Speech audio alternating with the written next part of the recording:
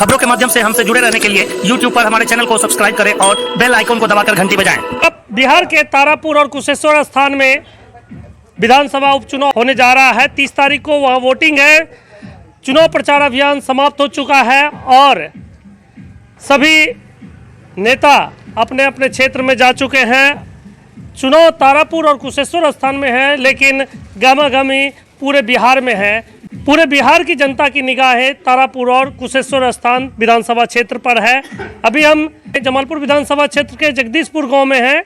यहाँ काली स्थान परिसर में स्थानीय लोग एकत्रित होकर चौपाल लगाए हुए हैं और सभी लोग कहीं ना कहीं तारापुर और कुशेश्वर स्थान के ऊपर अपने अपने प्रिडिक्शन लगा रहे हैं। आइए हम जानते हैं कि इन लोगों का क्या उम्मीदें हैं तारापुर और कुशेश्वर स्थान को लेकर। जितेंद्र जी, आप लोग जो देख रहे हैं तारापुर और कुशेश्वर स्थान में सभी पार्टियां अपनी ओर से दमखम लगा चुकी है, चाहे वो राजद हो, कांग्रेस हो, चाहे वो लोजपा हो या फिर सत्ताधारी जनता दल यूनाइटेड। क्या उम्मीदें हैं? नीतीश कुमार, लालू यादव, पप्पू यादव सभी ने अपनी अपनी जनसभाएं की। उम्मीदें क्या है? जनता किस करवट अपना रुख लेगी? देखिए, सबसे पहली बात तो ये है कि ये जो उपचुनाव हो रही है, ये उपचुनाव बिहार वर्सेस कुर्मिस्तान, जिस तरह से जो है फुटबॉल मैच अभी आपका जो है T20 क्रिकेट मैच भारत और पाकिस्तान हुई है, उसी तरह से ये उपचुनाव जो है बिहार वर्सेस कुर्मिस्तान है। तो हमको कुर्मिस्तान को जो है ख़त्म करना और बिहार को बचाना है। तो बिहार को बचाने के लिए जो है कम से कम जो है इस सरकार को जो है उखाड़ने के लिए इस उपचुनाव में विपक्षी दलों को जो है खुल कर के वोट करें लोग, ताकि जो है बिहार कुर्मिस्तान होने से बचे। और आपने देखा भी होगा कि अभी जो है पूरे देश भर में जितने भी कुर्मी भाई लोग मजदूरी करते थे, अभी नीतीश कुमार ने शराबबंदी कर के सारे लोगों को बुला कर के यहाँ शराब का धंधा जो है चालू करवा दिया है। शायद बिहार का कोई गली होगा जिस गली में शराब नहीं बिक रही है। नीचे से ऊपर तक देखिए, एक कांस्टेबल से लेकर के BDO CO तक सब कुर्मी से भरा हुआ है। तो हम इसको बिहार नहीं कह सकते। आज के तारीख में बिहार कुर्मिस्तान बन चुका है और अब हमको बिहार कहने में भी शर्म महसूस हो रही है। आपने कहा कुर्मिस्तान से बिहार को बचाना है। अभी राजद से जुड़े युवा राजद के कार्यकर्ता बम यादव जी हैं। बम जी, आप राजद से जुड़े हैं। यहाँ आपकी पार्टी की ओर से भी लालू प्रसाद यादव ने कल जनसभा जो की, जनसैलाब देखने को मिला। क्या यह वोट में तब्दील होगा? 100% तब्दील होगा, क्योंकि बहुत दिनों के बाद आदरणीय श्री लालू प्रसाद यादव 6 साल के बाद एक चुनावी सभा को संबोधित कर रहे थे। और जब लालू प्रसाद यादव जब जेल से छुटकर आए हैं, कुछ न कुछ कमाल हुआ है। और इस बार भी 100% तारापुर विधानसभा में राष्ट्रीय जनता दल चुनाव भारी मतों से विजय होगा।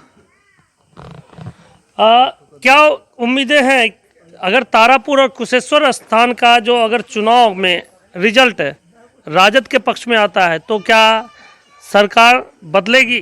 निश्चित तौर पर कहीं न कहीं हमारा पक्ष मजबूत होगा और NDA गठबंधन कमज़ोर होगा।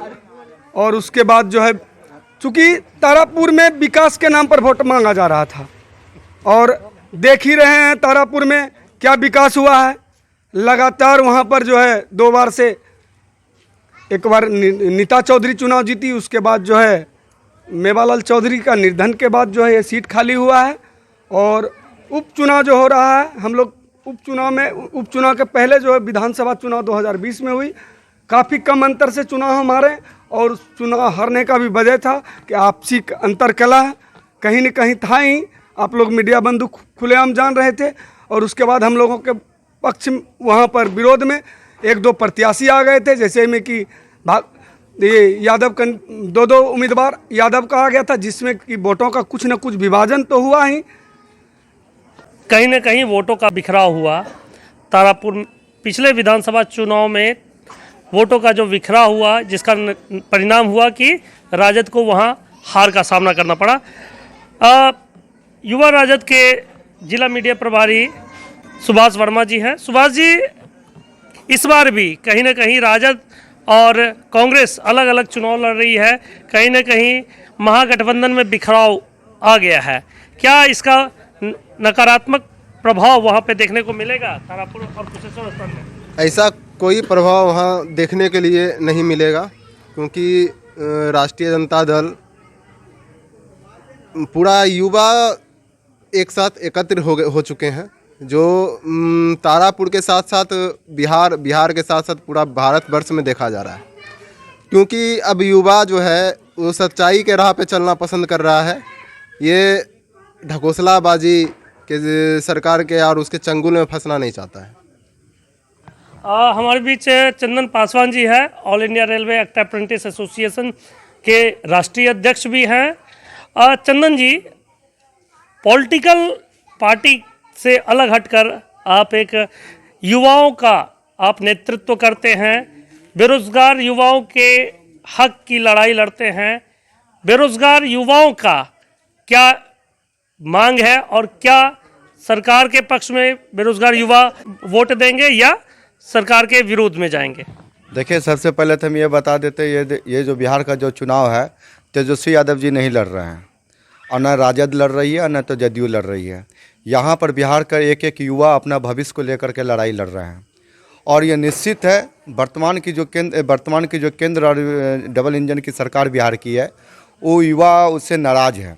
तो ऑटोमेटिक है कि आप इस बात को समझिए कि जब एक एक युवा अपने भविष्य की लड़ाई लड़ रही है, सरकार के विरुद्ध में लड़ रहे हैं, तो विजय प्राप्त करना जो वहाँ पर जो तारापुर का जो क्षेत्र में जो चुनाव हो रही है, वह सिर्फ मत नहीं है, वह मत के साथ साथ युवाओं का भविष्य भी है, जो माननीय तेजस्वी यादव पर यहाँ का युवा, बिहार का युवा और देश का पूरा युवा उस पर भरोसा कर रही है कि जिस तरीके से पूर्व के चुनाव में कहा गया था, माननीय तेजस्वी यादव जी के घोषणा पत्र में था कि हम 10 लाख युवाओं को रोजगार देने की बात की थी।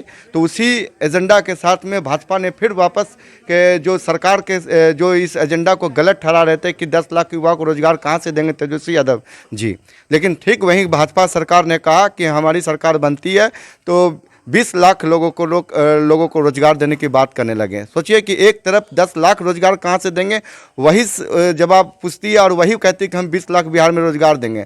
तो जनता इस बात को समझ रही है, जिस तरीके से सरकार छल का शब्दों का उपयोग करती है, इसी तरीके से समझ लीजिए कि इस बार जो है चुनाव एक एक बिहार का युवा लड़ रहा है, और निश्चित है कि माननीय तेजस्वी यादव जी ये 2 सीट नहीं, ये बिहार जीतने जा रहे हैं। ये 2 सीट का चुनाव नहीं है, ये पूरा बिहार जीतेंगे। ये 2 सीट अगर जीत गए तो पूरा बिहार जीतेंगे, और बिहार ही नहीं, बिहार के एक एक युवा साथी अपना भविष्य का तकदीर भी जीतने जा रहे हैं। यह तेजस्वी यादव का जो 10 लाख रोजगार है, बस वो भाजपा के एजेंडा पर कार्य नहीं करते हैं, वह अपने एजेंडा के द्वारा जिस तरीके से 10 लाख के रोजगार की बात करें, निश्चित सरकार का परिवर्तन, सरकार जब बदलेगी तो निश्चित यहाँ पर विश्वास रखिए कि आने वाला युवा ये चुनाव नहीं, अपना भविष्य जीतने जा रही है। क्या लगता है कि युवा तेजस्वी यादव के जो 10 लाख रोजगार की बात है, जो वायदे हैं, उसके साथ है युवा? हाँ, उसके साथ है युवा। इस बार तेजस्वी सरकार के ही बनेगा, उसके साथ है। अभी जो है चंदन जी ने एक बहुत बढ़िया ही वक्तव्य दिया है कि बिहार में बहुत भारी संख्या में जो है बेरोजगारी बढ़ा है, लेकिन हम तो देख रहे हैं कि बेरोजगारी तो वास्तव में बढ़ा हुआ ही है।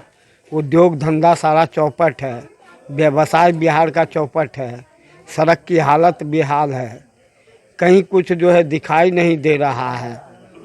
जो भी कल कारखाना है वो सब बंद पड़ा हुआ है। अब वैसी स्थिति में नीतीश कुमार शराबबंदी कर करके कम से कम 100 अपने स्वजाति को 1 करोड़ अपने स्वजाति को शराब का धंधा में लिप्त कर दिए हैं। यदि नीतीश कुमार वो 1 करोड़ का सूची हमसे लेना चाहें तो हम 1 करोड़ का सूची देने के लिए उनको तैयार हैं। वो सूची ले लें हमसे। वो 1 करोड़ जो है अपने स्वजाति को शराब के धंधे में लिप्त किए हैं, इसकी सूची मेरे पास है। हमने डीजीपी से भी बात किया है इस मामले में। डीजीपी इग्नोर करते हैं, डीजीपी दूसरे विभाग में भेजते हैं। ये है पुलिस का रवैया और सरकार का रवैया। तो सरकार का मुख्य स्रोत है जो है शराब का अवैध धंधा को चालू करना। और बिहार में कोई काम नहीं, बालू उत्खनन बंद है, पत्थर उत्खनन बंद है, लेकिन शराब बेछूट जो है बिक्री है। जिस प्रकार से तारापुर और कुशेश्वर स्थान में राजद के नेताओं की गिरफ्तारी की जा रही है, क्या दोनों ही विधानसभा क्षेत्रों में जहां जहां चुनाव है वहां पे प्रशासन अपना गुंडा तंत्र वहां लागू कर चुका है? जिस तरह से हमारे माननीय लालू प्रसाद यादव जी और प्रतिपक्ष के नेता तेजस्वी प्रसाद यादव जी चुनावी रैली कर रहे हैं और नुक्कड़ सभा कर रहे हैं, लालू प्रसाद जी को देखने के लिए सिर्फ जिस तरह से जनसैलाब उमड़ा था, उसको देख के हमारे नीतीश कुमार जो बिहार के मुखिया हैं वो पगला गए हैं, बौरा गए हैं। जो है ना, वो चिल्लाने लगे हैं मंच पे खड़ा होकर कि हमको गोली मरवा दो, गोली मरवा दो। हमारे लालू यादव पागल थोड़ी हैं, तब ना उसको बोल दिए कि वो तो खुदे मर जाएगा, उसको गोली मारने की क्या आवश्यकता है। वो तो लालू यादव जी इतना बीमार रह के भी अभी खड़ा होके चल के इतनी दूर से सफ़र करके हमारे बिहार के धरती पे आके मुंगेर जिला में पहला उनका जनसभा हुआ और लाखों की संख्या में आदमी आए और उनके मन से देखिए कि आवाज़ को भी हम उतना बुलंद नहीं बोल सकते हैं, पर ये 2 सीट अगर हम जीत के राष्ट्रीय जनता दल को युवा एकजुट होके दे दे तो हमारे लालू प्रसाद यादव जी वैसे ही शेर के तरह दहाड़ेंगे जो उनके दहाड़ थी। सुभाष जी ने लालू यादव को शेर की दहाड़ वाला नेता बताया। जेल से छूट कर आए हैं लालू प्रसाद यादव, क्या वो शेर फिर से दहाड़ेगा? देखिए, पहली बात तो लालू जी का दहाड़ कभी बंद हुआ ही नहीं। लालू जी की दहाड़ एक भाषण नहीं है, एक विचार है जो जनता का दिल का विचार है।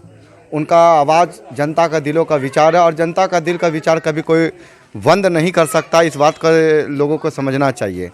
एक एक दहाड़ उनका जो होता है जनता की आवाज़ है, वह आवाज़ जनता का है जो लालू यादव जी को मुखर होकर के बोलते हैं। और ये आज भी जो लालू यादव जी ने तारापुर में आकर के जो आवाज़ को बुलंद किया है वह निश्चित वो जनता की आवाज़ है। लालू यादव जी ने मुखर होकर के अपने मंचों पर से जो कहने का कार्य किया, और किसी नेता में ताकत नहीं है कि वर्तमान की सरकार के खिलाफ में जनता की आवाज़ को बुलंदी से रख सके, लेकिन लालू यादव जी ने अपने ताकत और शक्ति के अनुसार अपनी बातों को रखते हैं।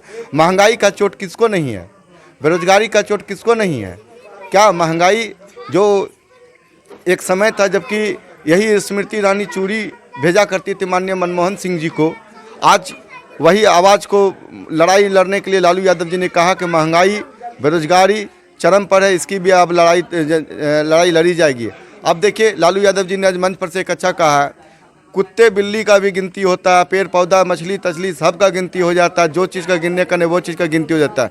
आज जनगणना पर भी लालू यादव जी ने कहा है, ये मुखर है, ये आवाज़ जनता की आवाज़ है कि देश के अंदर जनगणना गिनती बहुत ज़रूरी है, क्योंकि आप जब तक गिनती में नहीं आइएगा तो कैसे पता चलेगा किन व्यक्ति को, किन समाज को, किन चीज़ों की ज़रूरत है, कौन पछड़ रहा है, कौन आगे बढ़ रहा है। तो यह बात समझिए कि लालू यादव जी ने मुखर होकर के कहती है और दहाड़ते हैं, क्योंकि वो जानते हैं कि जनता की आवाज़ में ही दहाड़ है और जनता की आवाज़ को लेकर के वो दहाड़ते हैं। और आगे भी लालू यादव जी इसी तरीके से दहाड़ेंगे, क्योंकि उसको पूरा विश्वास है।